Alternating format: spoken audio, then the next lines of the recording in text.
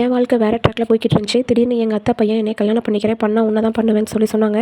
அதை எங்கள் அப்பா கிட்ட சொன்னோன்னே உடனே சரி பையன் நல்ல கேரக்டரை உடனே பண்ணிடலாம் அப்படின்னு சொன்னாங்க. நான் வேணான்னு சொன்னேன். கேட்கல. சரி ஓகே பண்ணிக்கலான்னு நானும் நம்மளை தேடி வந்தவங்க நம்ம மேலே அன்பு பாசமும் இருப்பாங்கன்னு சொல்லிட்டு பண்ணிக்கலாம்னு சொல்லி ஓகே சொல்லியாச்சு. கல்யாணமும் பண்ணணும். கல்யாணம் பண்ண ஒரே மாதத்துலேயே அவரோட கேரக்டர் தெரிய ஆரம்பிச்சது. யார்கிட்டையும் பேச மாட்டார், ரொம்ப அமைதியாக இருப்பார், மொபைல் அடிக்ட்டு, ஐடியில் தான் வேலை பார்க்குறாரு. ஆஃபீஸ் போவார், வருவார், சாப்பிடுவார், தூங்குவார், இப்படியே காலம் ஓடிக்கிட்டே தான் இருந்துச்சு. ஒரு மாதத்துக்கு மேலே என்னால் இருக்க முடியல.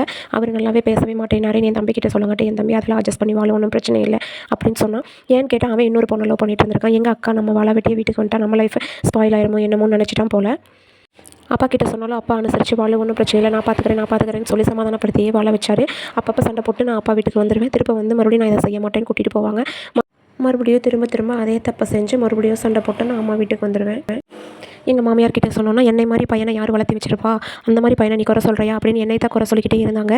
எங்கள் வீட்டில் சொன்னோன்னா அனுசரிச்சு போ, ஒன்றும் பிரச்சனை இல்லைன்னு சொல்லுவாங்க. அதுக்கு மேலே கோச்சிட்டு வந்தாலும் 2 நாள் தான். 2 நாளைக்கு மேலே எங்கள் அப்பா வந்து என் பொண்ணுக்கு நான் என்ன பாவம் செஞ்சனோ இப்படி வந்து உட்காந்துருக்கேன்னு அழுவார். உடனே நான் கிளம்பி போயிடுவேன். இப்படியே தான் என் வாழ்க்கை போய்கிட்டு இருக்கு.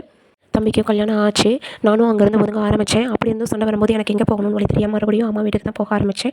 அந்த பொண்ணு இருக்கப்போ நம்ம ஏன் போகணும்னு யோசிச்சு மறுபடியும் போய் தான் ஆகணுமேனு போனேன்.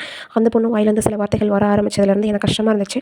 கணவன் சரியாக அமையலைன்னா யார்கிட்டையெல்லாம் பேச்சு வாங்கணுமோ அந்த மாதிரி எல்லா விதத்துலையும் நான் பேச்சு வாங்கி அடிபட்டு வந்து நூலாகி நின்றுட்டுருக்கேன் தனிமரமாக. இப்போ இந்த ஒரு இக்கட்டான சூழ்நிலை, எங்கள் அப்பாவுக்கு கேன்சர் வந்து அவர் இறந்துட்டார். எனக்கு ஒரு பக்கபலமாக ஆலமரமாக இருந்த அந்த ஜீவனே அந்த ஒருத்தர் தான். அவர் இறந்ததுக்கப்புறம் நான் யார்கிட்ட எப்படி என்ன பேசுகிறது, யார்கிட்ட போகிறது என்னன்னே தெரியல. தனிமரமாக நிற்கிற மாதிரியே இருக்குது. இந்த சூழ்நிலையும் என் மாமியாரும் கொழுந்தனாரும் சேர்ந்து என்னை வீட்டை விட்டு வெளியில் அனுப்பிச்சிட்டாங்க. நானும் வெளியில் வந்துட்டேன். இதுக்கு எங்கள் ஹஸ்பண்ட் வந்து சுத்தமாக சப்போர்ட் கிடையாது.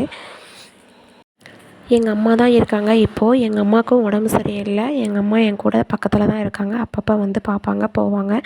அந்த ஒரு ஜீவன் இல்லைன்னா என்னை சாப்பிட்டியான்னு கேட்குறதுக்கு கூட இந்த உலகத்தில் யாருமே கிடையாது. தம்பி இருக்கான். அப்பாவுக்கு அப்புறம் நம்ம தம்பி நம்மளை நல்லா பார்த்துக்குவான்னு நினச்சி மனசு ஆறுதலாக இருந்துச்சு. ஆனால் அப்பா இருந்ததுக்கப்புறம் தம்பி என்னை கண்டுக்கிறதே கிடையாது. எங்கள் சொத்தில் பங்கு கேட்டுருக்கணும்னு சொல்லிட்டு என்கிட்ட அதிகமாக பேசுகிறதே கிடையாது. இப்போ தான் தெரிஞ்சிச்சு, பெத்த அம்மாவுக்கு அப்புறம் அப்பாவுக்கு அப்புறம் வந்து யாரும் நம்ம கூட நிலையாக இருக்க மாட்டாங்க. சொந்தம் வந்தால் காசு பணம் இருந்தால் மட்டும்தான் இருப்பாங்கங்கிறது எனக்கு இப்போ தான் தெரிய ஆரம்பிச்சிது.